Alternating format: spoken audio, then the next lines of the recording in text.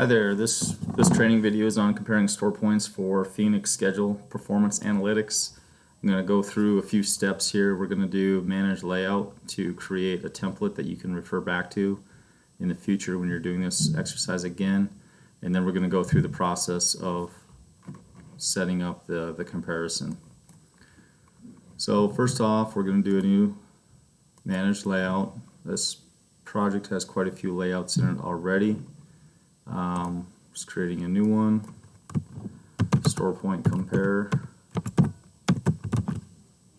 It's based off the default, it's fine.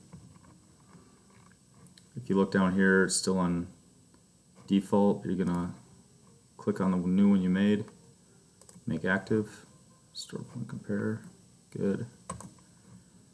So it's got basic schedule in here. A lot of information, and we're going to want to boil this down to some critical information. So to start off with creating this exercise, you want to go into the filters. Just want to make sure that there's no filters on, or if there are filters on, you know which ones there are. This does not have any filters turned on, so that's good.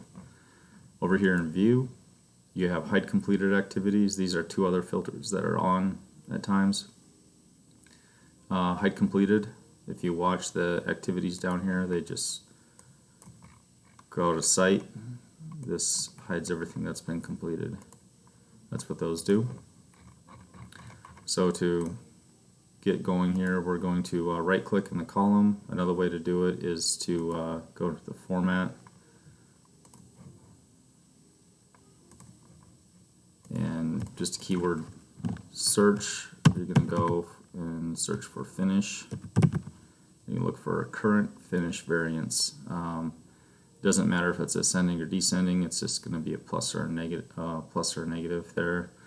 So current finish, and then we're going to do a duration.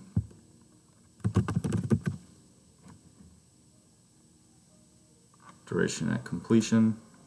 And it's important that you pick these descriptions, current finish and duration at completion.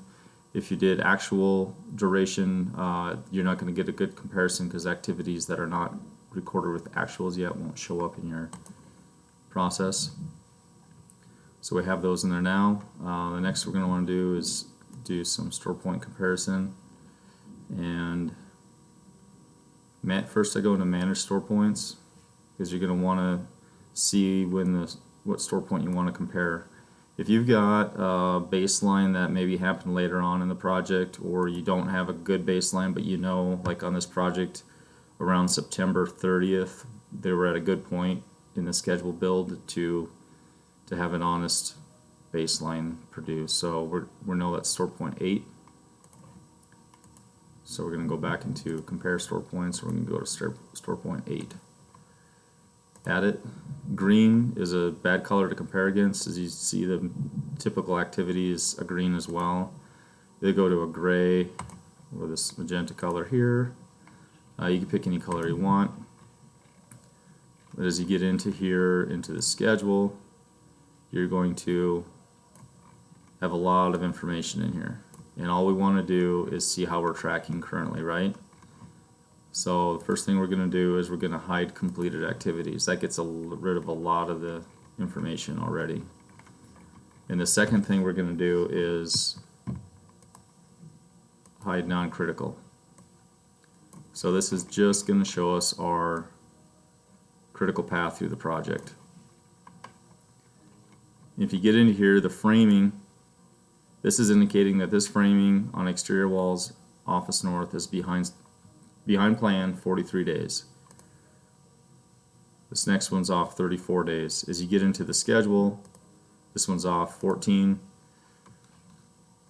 It doesn't necessarily mean that this schedule is behind 14 days or 28 days. It just means that now you have some questions that you can start asking. Do we have change orders that affected this? Do we have weather that affected this? Is there a certain subcontractor that had a lot of input or a lot of play in how we got here? It's going to create some good bearing for your conversation with your team. Some of the things you can look at here as well is the completion variance, and you can see when activities are reduced in time. So this activity was 8 days, it's reduced to 5 days. This activity was 15 days, it's reduced to 13 days. In-wall rough was cut by approximately 10 days. Our deficiency list was reduced by 4 days.